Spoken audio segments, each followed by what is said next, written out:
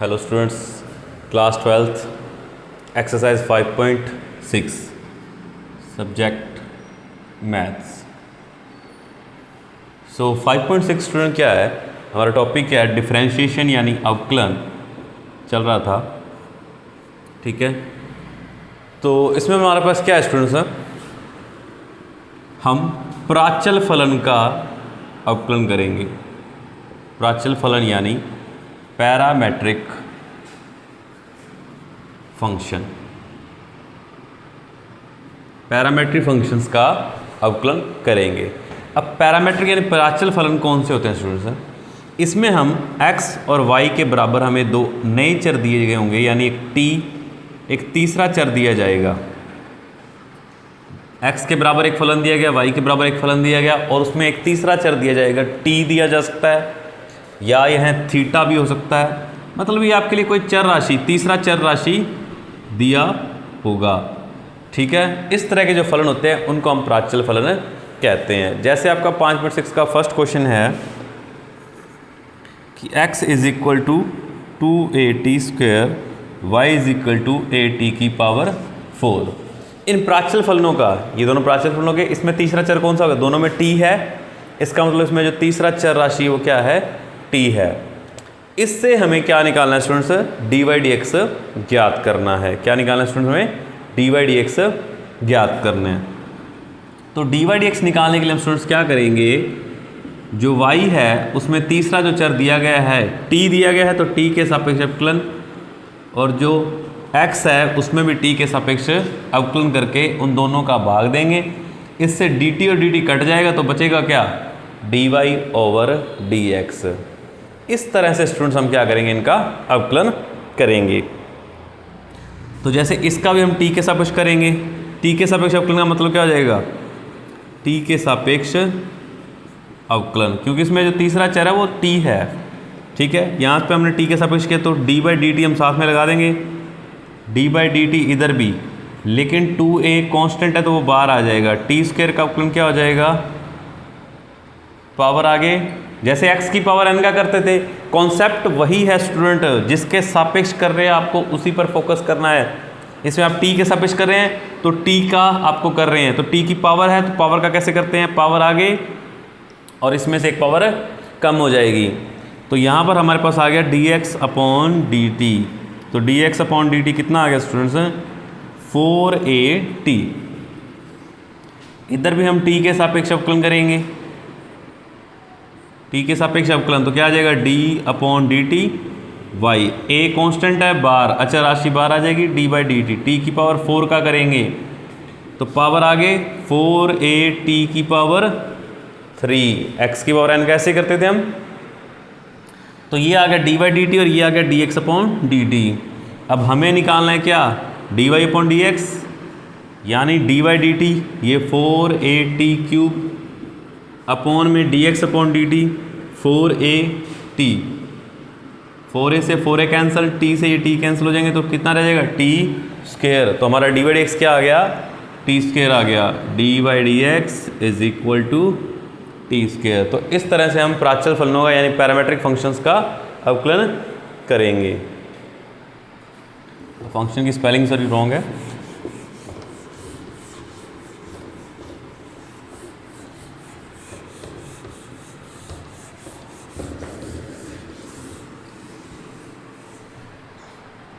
Next,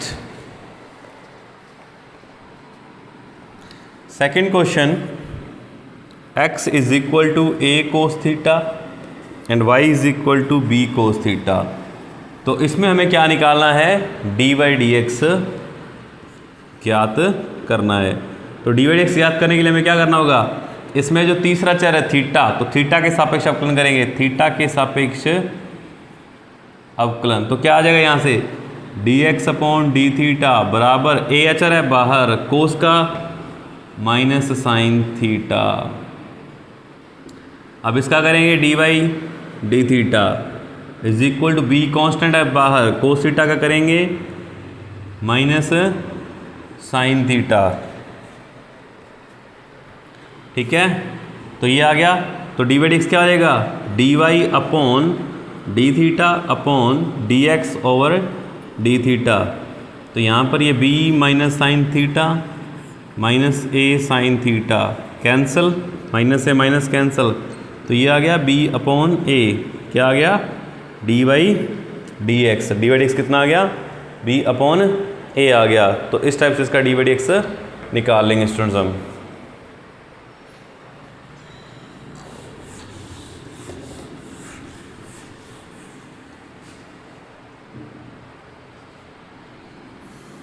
question number 3, x is equal to sine t और y is equal to cos two t. तो इसमें student तीसरा जो चर है वो कौन सा है, t है। तो हम किसके सापेक्ष अवकलन करेंगे, t के सापेक्ष अवकलन करने पर। तो t के पास सापेक्ष अवकलन करेंगे तो क्या आ जाएगा, d y d t x is equal to d y d t sine t. तो d x over d t is equal to sine का टी के सापेक्ष करें, जैसे साइन एक्स का एक्स के सापेक्ष होता था वैसा ही साइन टी का टी के सापेक्ष हो जाएगा। तो साइन का क्या हो जाएगा, कोस टी। यहाँ से d y upon d t equal d y upon d t cos two t. तो पहले किसका होगा स्टूडेंट्स में, कोस आ गया तो कोस का माइनस साइन टू टी। उसके बाद इसके गुणा में किसका होगा, टू टी का, जिसमें से टू तो आ जाएगा बाहर और डी टी से डी टी कट जाएगा। तो ये आ गया minus two sine t d y upon d t. अब हम डी वाई डी एक्स निकालेंगे। तो डी वाई डी एक्स क्या आ जाएगा, d y upon d t over d x upon d t. तो ये आ गया minus two sine two t upon cos T.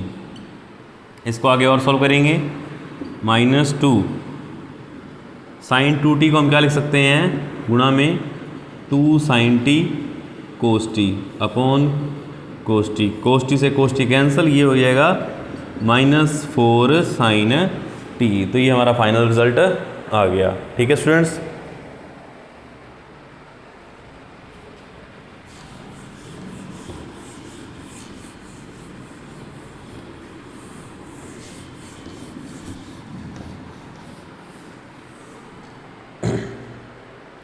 Next question students, question number 4, x is equal to 40, y is equal to 4 upon t.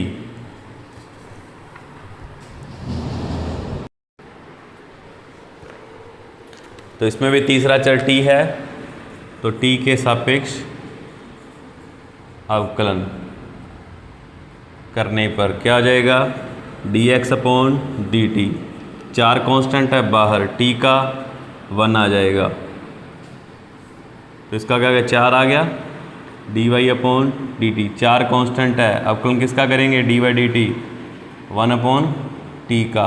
तो 1 upon t का अवकलन कैसे होगा, आपको बताया था मैंने, 1 अपॉन एक्स का अवकलन एक्स के सापेक्ष किया तो क्या आएगा, माइनस 1 बाई एक्स स्क्वायर। तो इसका क्या आ जाएगा, माइनस 4 बाई टी स्क्वायर। 4 तो पहले ही था, 1 बाई टी का इस फॉर्मूला से हो गया। तो ये आ गया d y upon d t. अब d y upon d x निकालना है हमें। So d y upon d t d x upon d t equal में minus 4 by 4 upon t square. और ये भाग में है तो ये गुणा में यहाँ पे 4 आ जाएगा, 4 से 4 कट जाएगा। तो फाइनली क्या आ गया, माइनस 1 अपॉन टी स्क्वायर।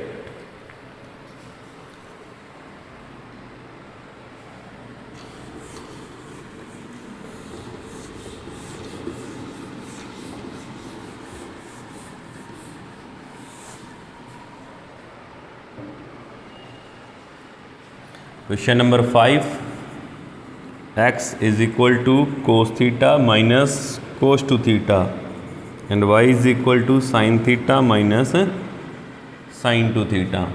तो इसमें जो तीसरी चर राशि है वो कौन सी है, थीटा है। तो थीटा के सापेक्ष अवकलन करेंगे, थीटा के सापेक्ष अवकलन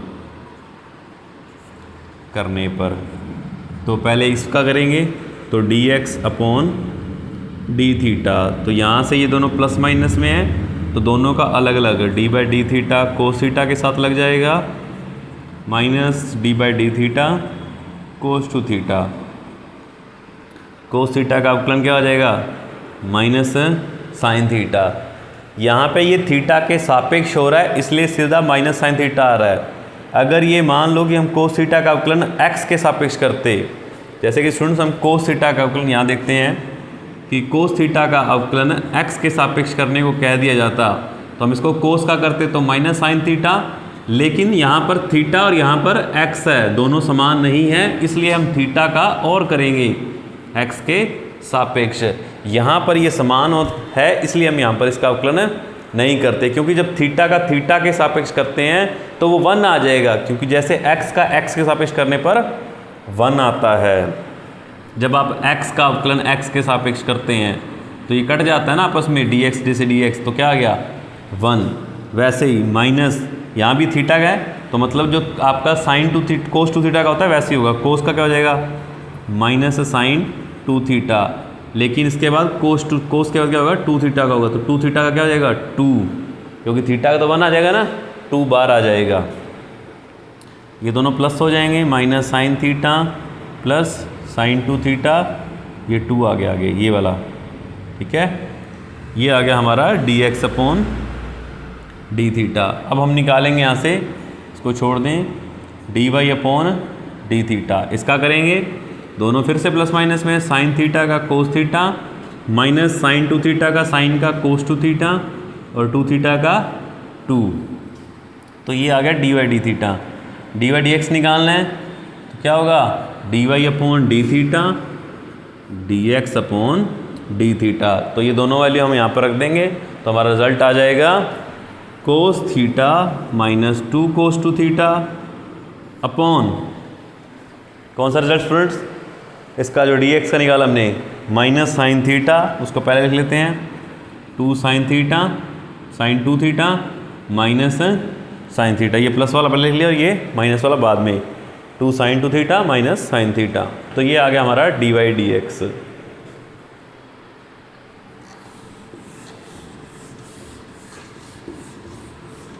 बहुत ही ईजी क्वेश्चन है स्टूडेंट्स।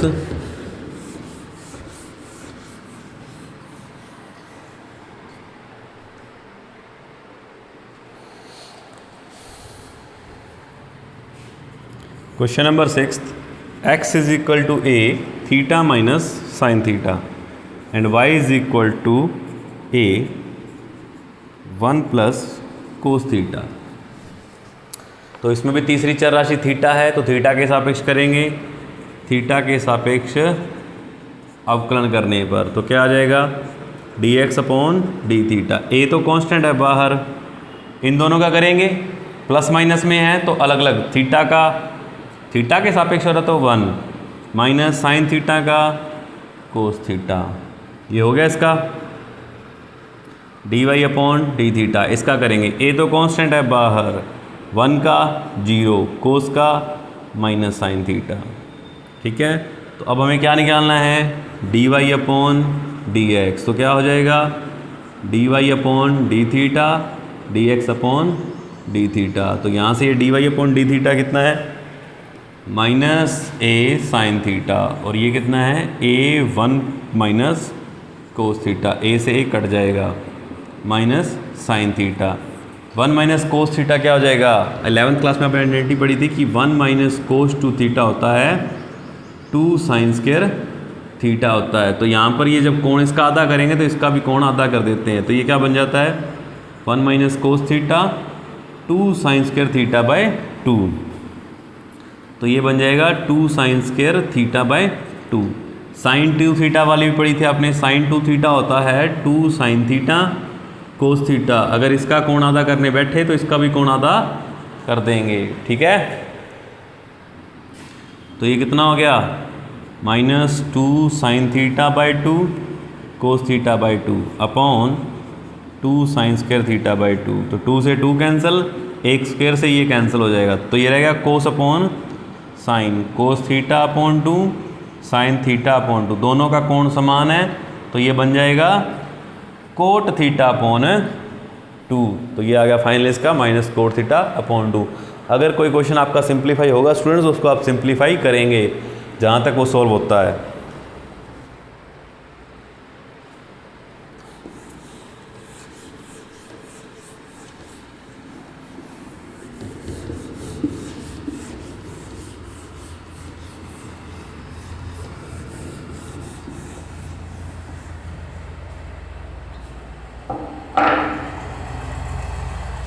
सेवेंथ क्वेश्चन,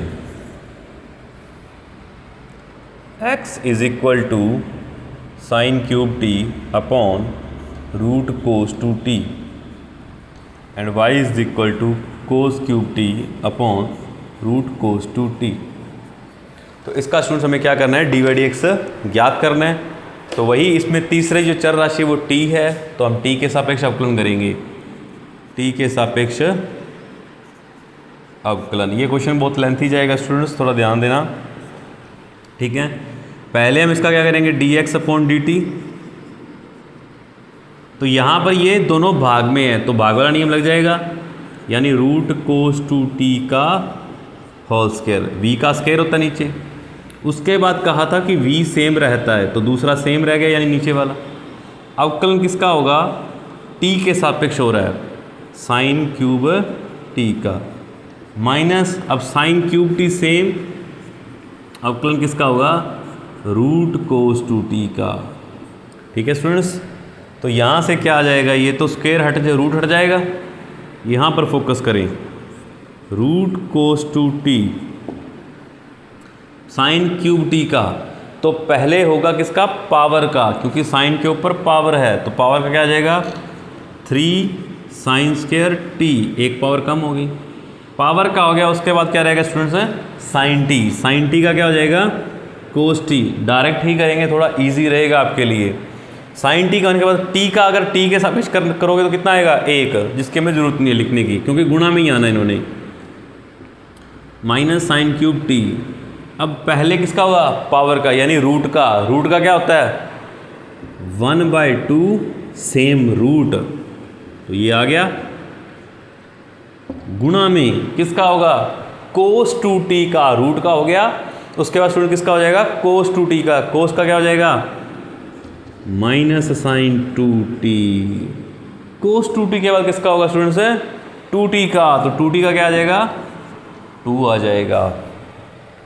और इस पूरे के अपोन में हमारे पास पड़ा है रूट कोस टू टी का होल स्क्वायर। ये स्क्वायर खत्म ही हो गया रूट, तो ठीक है। अब इस 2 से तो ये 2 कैंसल, ये जो वैल्यू है हमारे पास, थोड़ा इसको सिंप्लीफाई करके आप लिखना चाहिए, या लघुत्तम डायरेक्ट ले रहा हूँ मैं, इसका हम लघुत्तम ले लेंगे। जब इस वैल्यू का लघुत्तम लेंगे तो इसके साथ ये गुणा हो जाएगी, और जब इसके साथ गुणा हो जाएगी क्या बन जाएगी, कोस टू टी 3 ये वाला, sine square t cos t minus sine cube t, ये माइनस माइनस प्लस हो गए, साइन 2t अपॉन, ये लघुत्तम लेने के बाद ये आएंगे नीचे गुणा में, इसके ऊपर पावर है आधी, यानी ये है रूट कोस टू टी, और नीचे ये पड़ा है कोस टू टी पूरा, ठीक है। इसकी पावर पूरे की 1 है और इसकी पावर आधी है, तो ये पूरा कितना हो जाएगा, पावर हो जाएगी कोस टू टी की पावर हो जाएगी 3/2, 3/2। यहाँ से आपका साइन स्क्वायर कॉमन आ रहा है, आपको कॉमन भी ले लें, साइन स्क्वायर टी कॉमन लेंगे तो बचेगा क्या, 3 cos two t cos t, ये टी है आपका, प्लस यहाँ से रह गया sine t sine 2t upon cos 2t की होल पावर 3/2। तो ये तो आया आपका भी dx अपॉन dt। अब हमें निकालना है dy अपॉन dt, तो ये भी इसी की तरह से निकलेगा, dy अपॉन dt। ये भी भाग में है स्टूडेंट्स, तो भाग में है तो इनका क्या हो जाएगा, u अपॉन v वाला मेथड ही अप्लाई होगा। तो u अपॉन v में क्या है, v का स्क्वायर, तो v हमारे पास क्या है स्टूडेंट्स, रूट कोस 2t का होल स्क्वायर। उसके बाद ये same root cos two t same, इसका अवकलन करेंगे d by d t, cos cube t का, कोस क्यूब टी का। अब v सेम रह गया, u का अवकलन कर दिया। अब हम दोबारा माइनस u सेम रखेंगे और v का अवकलन करेंगे, जो कि क्या है root cos two t, root cos two t गुणा में इसका करेंगे 3 कोस के टी, पहले पावर का, फिर कोस टी का minus sine t, minus cos cube t, ये सेम यहाँ पर पहले रूट का 1/2, ये 3 है power 2 root cos two t, गुणा में ये कोस टू टी का करेंगे माइनस साइन टू टी, और 2t का करेंगे तो 2, इस 2 से 2 कट जाएगा, और पूरे के अपोन में क्या है स्टूडेंट्स है रूट कोस टू टी है। अब इसको आगे लेके चलते हैं। देखो यहाँ से कोस के टी कॉमन आ जाएगा, तो हम इसको कॉमन ले लेंगे और इसका लघुत्तम भी लेंगे, ठीक है। तो थोड़ा स्टेप मैं डायरेक्ट कर रहा हूँ, भी ध्यान दें।